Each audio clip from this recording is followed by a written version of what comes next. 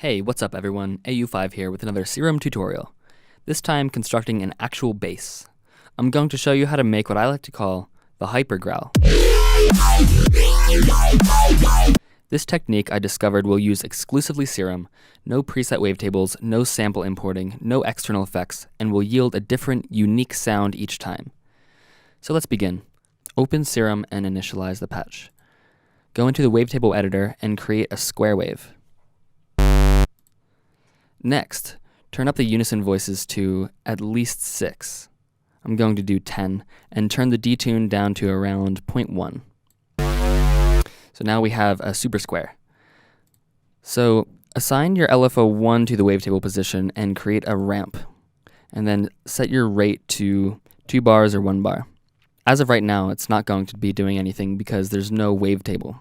It's just a single cycle wave, until we start resampling. So in order to do that, go up to the menu and click Resample to Oscillator A.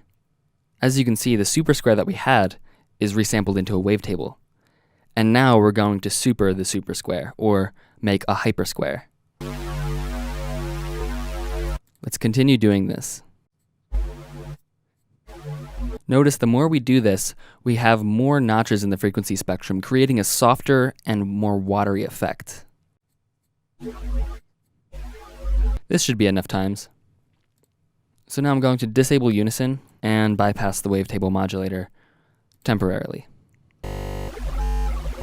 So now we're going to clean up this wavetable. Go into the wavetable editor, go to Process, remove Fundamental, and then normalize each. Now our wavetable is maximized. There's a bit too much movement in here to actually make use of all of it, so we're going to constrain our wavetable to a range that has some good movement and some good harmonic resonance. Anywhere could really work, but we want to have around 50 or so frames so we can interpolate them smoothly. Let's do 100 to 150. Now we're going to go to Add Remove, remove all except selected.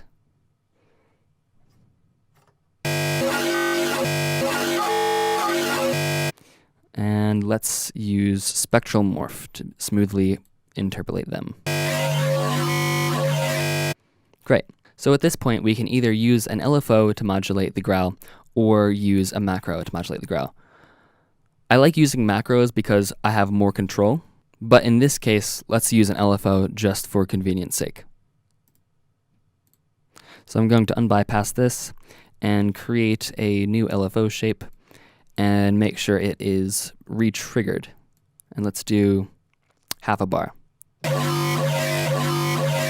So right now, there's a little too much movement still. I'm going to constrain this even more, and then we can tweak it later.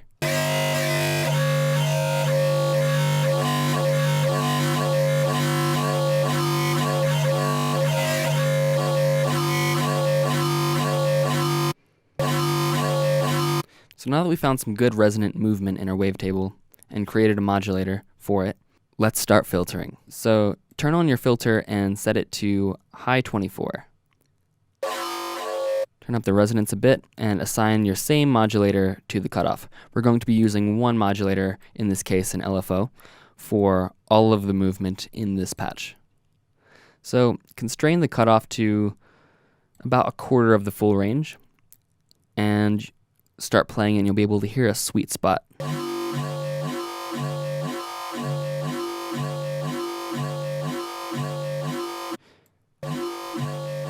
There we go, now it's starting to sound growly. Let's turn up the fat and make it louder. Great. Since we removed the fundamental from this wavetable, we need to reintroduce it using the sub. But we're going to set it to direct out so it's not affected by the effects that we're about to put on it. So turn on the EQ and bring it to the top. What we want to do is create low pass filtering for when the modulator is at 0.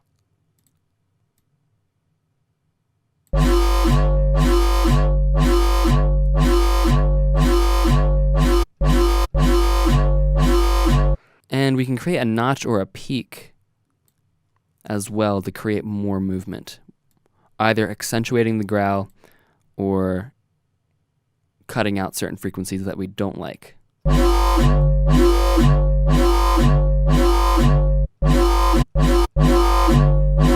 This sounds good to me. Next, let's turn on the dimension expander so we can get some width back into this.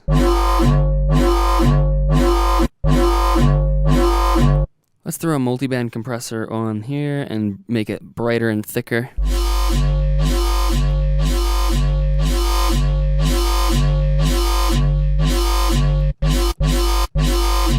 Alright, so our growl is pretty much established. So now we can start fine-tuning it and make it sound even cooler and more unique. So what I like to do is use the flanger filter to create a tonal delay. And what I'm going to do is use the note number modulator to modulate the cutoff. What this is going to do is no matter what note we hit, the flanger filter will be tuned to that note. So let's turn up the resonance. So the flanger filter's lowest cutoff frequency is about 8 Hertz. So what we need to do is gradually reduce the cutoff so it is perfectly in tune with our key. So I'm going to hold down Shift and slowly bring this down. There we go, that sounds perfectly in tune. Let's bring the mix back a little.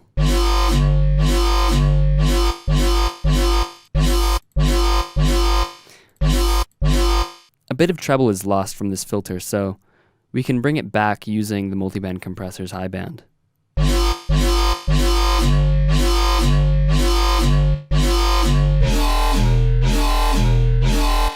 So let's add a little bit more movement. Let's throw the static chorus effect on there and create some comb filtering.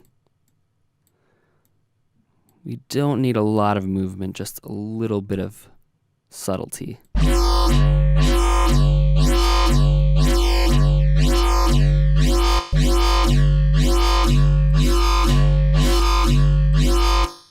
And let's throw on a static phaser as well.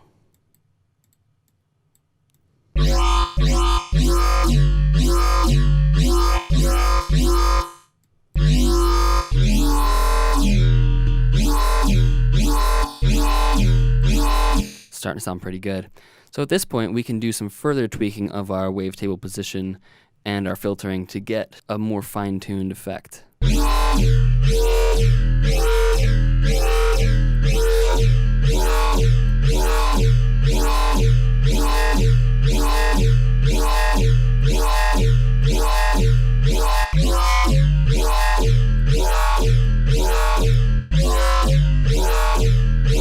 I'm liking that.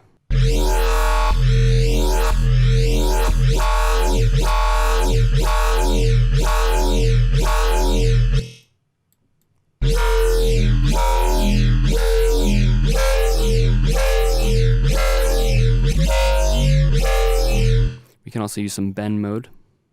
Let's use bend plus just for the peaks.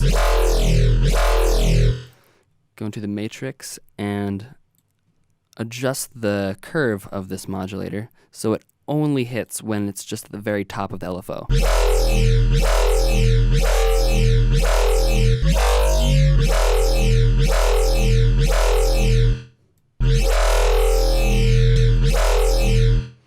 As you can see, the possibilities are pretty endless. Every time I create a hypersquare from resampling, it's going to sound entirely different. Lastly, we can use distortion at the end, either as a saturator, or, like I showed in my sidechain ducking with Serum effects tutorial, we can use it as a volume attenuator. So let's go to the cross shaper and select Edit B and just flatten this out. So now our drive is going to be essentially a crossfade between full volume and silence.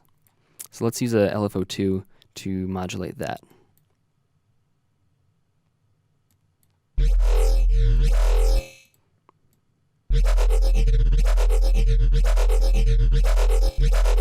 And we can add a little bit more saturation by just boosting this curve up a little bit under Edit A.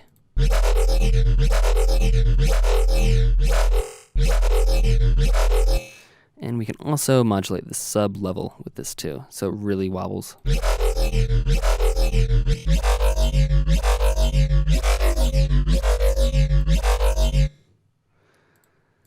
Let's add some glide.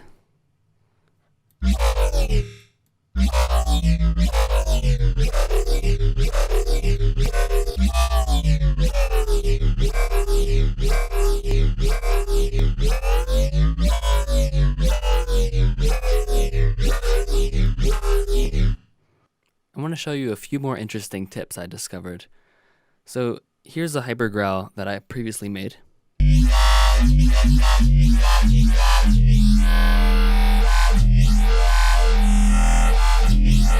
As you can see, it's all macro modulated. And something that I did was use one of the macros to very slightly detune the cutoff of the flanger filter. And you can get some really interesting atonal sounding dissonant effects with that. So check this out.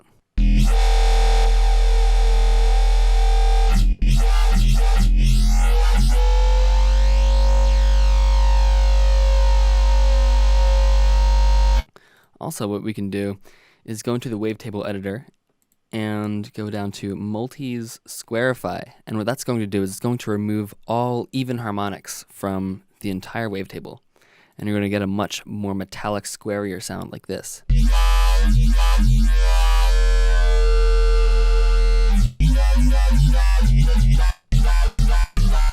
Say there are some overtones that are not in the wavetable that you want to accentuate. What we can do is turn on oscillator B, go into our table editor, and hit clear all. And now if we modulate our level, we can introduce specific harmonic frequencies into our growl. For instance,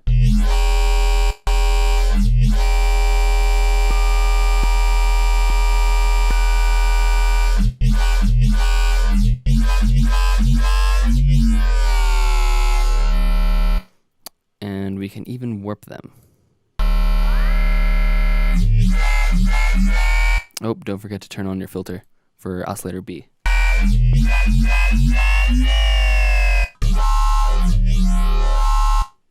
Here's a little demo loop I made that showcases some of the sounds you can get from using this technique.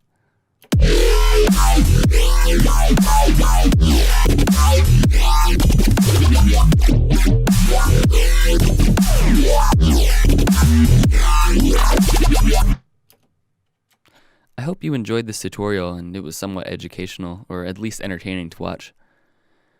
I've been considering setting up a Patreon page for sharing exclusive content like tutorials, sample packs, preset packs, and whatnot. Let me know your ideas in the comments for any exclusive production-related content you'd like me to put out. Anyway, stay creative, stay inspired, and thanks for watching. Peace.